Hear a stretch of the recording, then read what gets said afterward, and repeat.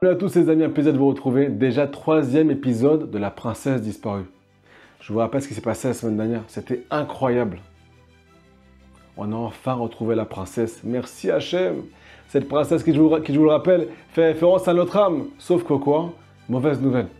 Elle est dans une forteresse, dans une prison. Dans cette prison, il y a un second roi qui a apparu. Il détient aussi une couronne. Selon Rabbi Nachman, ce second roi fait référence aux forces du mal. C'est pas le premier roi de l'histoire qui fait référence à Akadosh Baruch Hu. Dans ce cours-là, les amis, on va découvrir toutes les consignes que la princesse disparue donne au second du roi, qui est le serviteur d'Akadosh Baruch Hu, pour qu'il la sorte de là-bas. On va voir, c'est très très compliqué à la bataille. C'est du domaine de l'impossible, mais Bezrat Hashem, il va y arriver. Avant tout, ce cours est dédié à pour la réussite matérielle et spirituelle. Toutes les brachot qui existent, toutes les brachot qui sont écrites dans la Torah pour Ethan Cohen Ben Nina. Que Hachem donne toutes les forces de se battre comme un lion enragé pour arriver au maximum de ses possibilités, de son potentiel, jusqu'à la venue du Mashiach. Amen, Kenny Ratson. Les amis, c'est parti. Attachez la ceinture, fermez les yeux, ouvrez votre cœur. On commence à voyager dans l'histoire de Rabbi Nachman de Breslev. La princesse se lève de son trône. Elle se dirige vers le second du roi.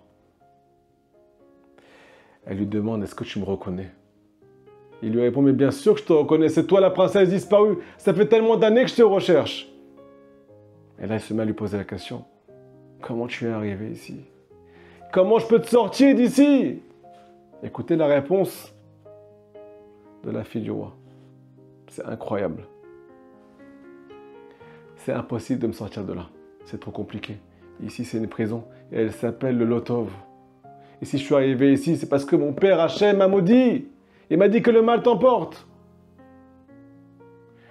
Par contre, si jamais tu prends ton courage à deux mains, dit la princesse, et que tu suis toutes les consignes que je vais te donner maintenant, tu vas peut-être réussir à me sortir de cette prison. Premièrement, il faut que pendant une année entière, tu choisisses un endroit où tu vas passer le plus de temps possible là-bas pour te languir de moi de tout ton cœur, de toute ton âme. Que tu me désires le plus possible, que tu désires ma délivrance. Je vous rappelle que cette princesse fait référence à l'âme du peuple d'Israël qui est emprisonné dans ce bas monde-là. Désire-moi pendant un an. Désire me délivrer pendant une année entière. Dans un endroit que tu vas choisir. Deuxièmement, je te demande qu'à chaque instant que tu as de libre, dans ta journée, dans ta vie, prie pour me délivrer. Troisièmement, à la fin de l'année, les 24 heures, 24 dernières heures de cette année, là que je te demande, tu n'as pas le droit de manger ni de dormir. Le second du roi, les amis, prend son courage à deux mains. Il prend sa mission au sérieux. Je vous rappelle que c'est le tzaddik de la génération qui a été envoyé par Akadosh Baruch Hu pour sortir toutes les âmes du peuple d'Israël. Il est prêt à faire Yitbo des doutes, à se languir de l'âme juive, de toute l'assemblée d'Israël pour les ramener vers le roi pendant un an. Et il va y aller. Baruch Hashem, il prend son courage à deux mains. Mais écoutez ce qui s'est passé. À la fin de l'année, il arrive. Il doit commencer le jeûne. Et malheureusement, il voit un arbre, il voit un pommier. Et il est ébloui par la beauté de ces pommes-là. Il est tellement ébloui par la beauté de ces pommes qu'il craque. Il n'avait pas le droit de manger. Mais à la fin de l'année, après tous ses efforts, il craque à botaille. Il commence à consommer de la pomme. Il la consomme à pleines dents. Et d'un coup, il tombe dans un sommeil profond. Il n'avait pas le droit de dormir, mais il tombe dans un sommeil profond qui va durer pendant des années et des années. Son serviteur qui était avec lui le remue dans tous les sens, celle de le réveiller, celle de le secouer. Rien à faire. Le second du roi a arrêté sa mission. Il est tombé dans un sommeil profond, impossible de le réveiller. Après de longues années, il se réveille. D'un coup, il se met à hurler. Où je suis? Dans quel monde je suis? Dans quel monde je me trouve? Son serviteur vient le voir et lui, tu sais, ça fait des années que tu dors. Ça fait des années que j'essaie de te réveiller, que tu reprennes ta mission, mais c'était impossible pour moi. Quand le second du roi entend cette chose-là, il reprend son courage à deux mains. Il repart à la recherche de la fille du roi pour recevoir une seconde mission. Les amis, on continue la semaine prochaine, Bezrat Hashem. Mais juste, avant tout, le plus important de ce cours, le plus important de cette histoire, on doit comprendre en quoi ça nous concerne, en quoi tous les thèmes qu'on a cités, dans les moindres détails, nous concernent aujourd'hui. En quoi tous ces termes contiennent tous les secrets de la Torah Rabotai. Comment ça a commencé? Rappelez-vous, au tout début de notre épisode, la princesse s'est levée de son trône. Elle s'est dirigée vers le second du roi. Elle lui a demandé, est-ce que tu me reconnais? Est-ce que vous savez à quoi ça fait référence, cette parole de Rabbi Nachman de Breslev? Cette princesse, c'est l'âme du peuple d'Israël. Un jour, si jamais tu rentres dans la forteresse, si jamais tu rentres dans le royaume du mal, pour la chercher, pour délivrer ton âme, il se peut que cette âme-là se dirige vers toi et te demande, est-ce que tu me reconnais? Est-ce que tu sais que ton identité, c'est moi? C'est moi que tu es venu chercher dans ce monde, c'est pour ça que tu es né, c'est pour ça que tu es dans ce corps. Tu es venu me chercher, nous dit le Ramchal HaKadosh. Si jamais un juif dans ce monde a la présence d'esprit de faire son but et de chercher son âme, de rechercher son âme va se diriger vers lui. Elle va lui dévoiler tous les secrets de la création, tous les secrets de la Torah, tous les secrets de ta vie. Si jamais tu prends ton courage à deux mains. Par contre, si jamais tu ne prends pas ce courage-là et tu cherches autre chose, tu cherches une vie matérielle, tu ne veux pas chercher ton âme, tu cherches une vie complètement matérielle, et bien tu vas faire du corps à corps toute ta vie avec les forces du mal. Tu vas toute ta vie te battre, toute ta vie souffrir. Pourquoi? Parce que tu n'es pas dans le chemin de la vérité. C'est pour ça qu'il te manque tellement de choses dans ton cœur. C'est pour ça que tu n'es jamais satisfait. Imaginez-vous les amis, que si jamais on part en recherche de la Bat Mela, de la princesse disparue, qui fait référence à notre vraie identité, toute notre vie va changer. On va découvrir tous les secrets de la création. On va guérir de tous nos maux psychiques et physiques et aussi spirituels. On va découvrir les trésors de notre vie. On va enfin goûter au Gan Eden, au paradis sur terre.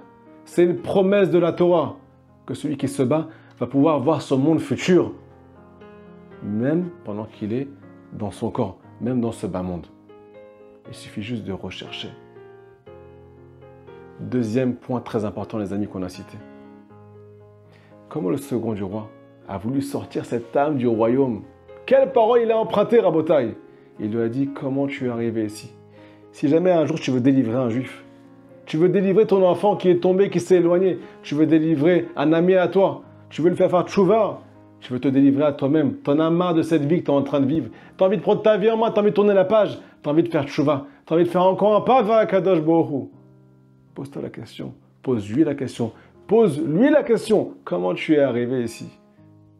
Rentre, ce qu'on appelle en douciard, ouvre un dialogue avec la personne, pas avec force. Demande-lui comment elle est arrivée là. Deuxièmement, tu lui poses la question, tu te poses la question.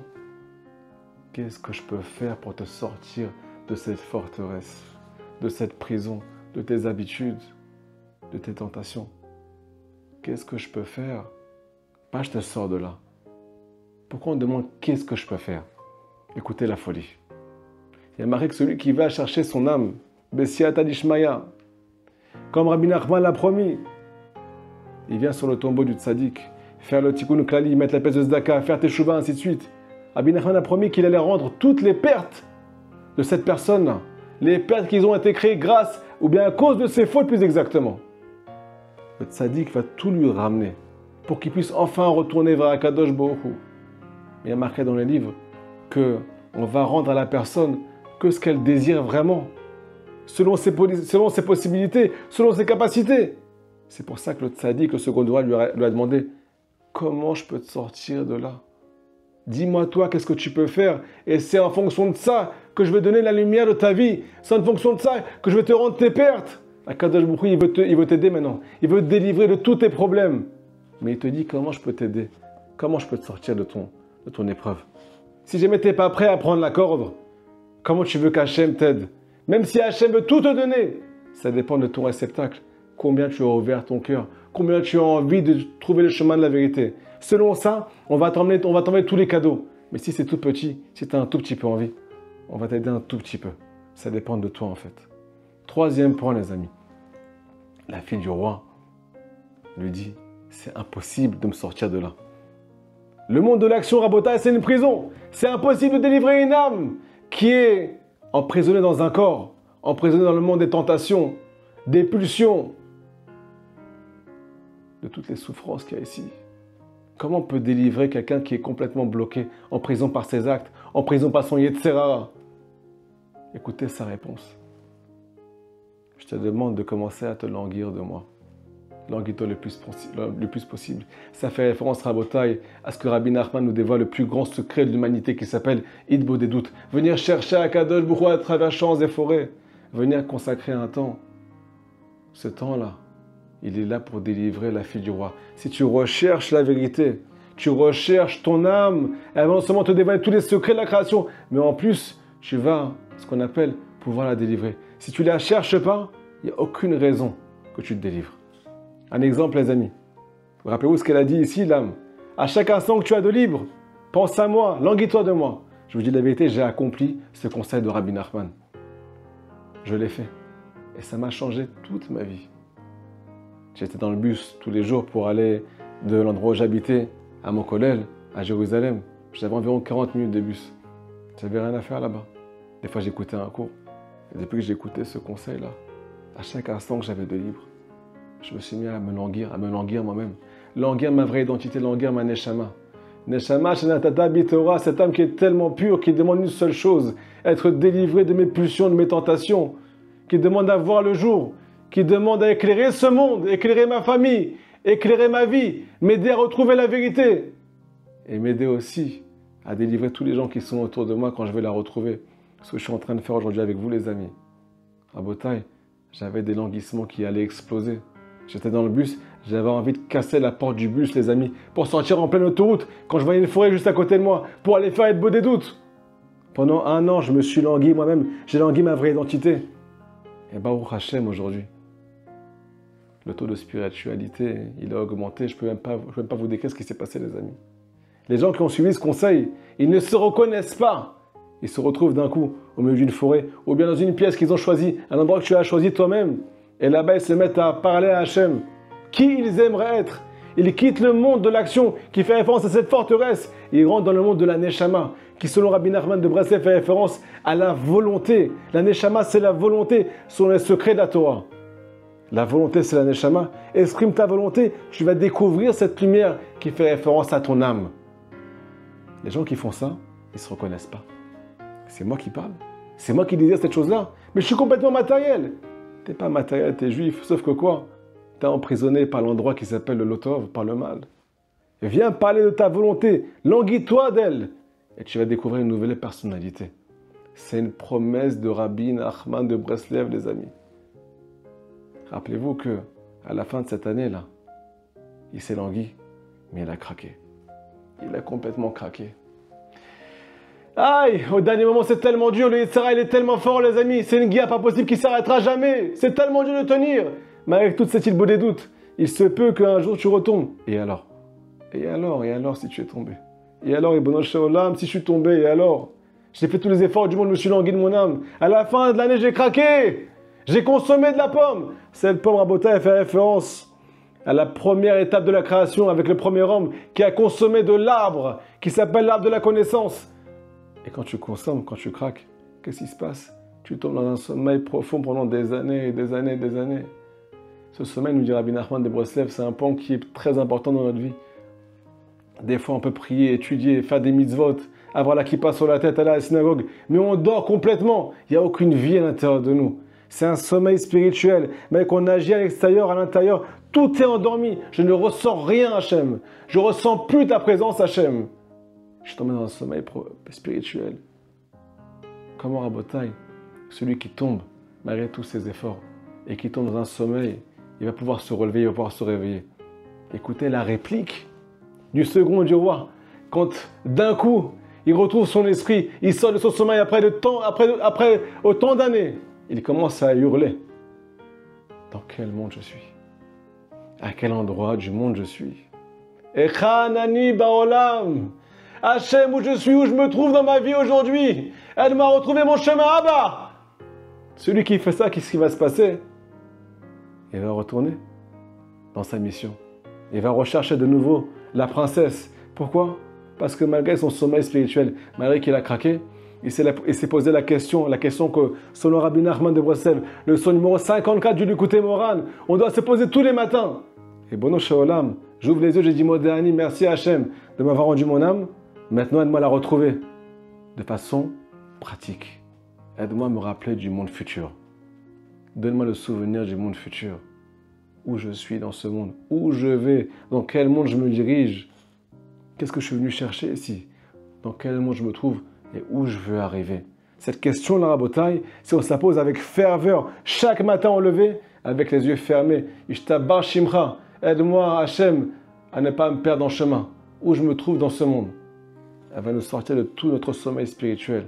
Ça, plus Idbo des doutes, les amis, comme on l'a cité maintenant, c'est la seule solution. Sinon, c'est impossible de sortir la Batmila de la forteresse. Idbo des doutes, languissement, un endroit fixe où tu passes ton temps là-bas. Tu comptes tous tes endroits, tous tes moments de battement, tous tes moments, tous les temps morts de ta vie. Je te promets qu'à la fin de l'histoire, tu vas retrouver la Batmila. C'est une promesse de Rabbi Nachman de Breslev. Et même si tu tombes, tu vas pouvoir te réveiller encore une fois. Pourquoi? Parce que tu es en recherche de la vérité. Allez, faites passer ce cours au maximum. La semaine prochaine, on va découvrir le nouveau chemin que la princesse disparue donne au second du roi pour retrouver la vérité. À très bientôt.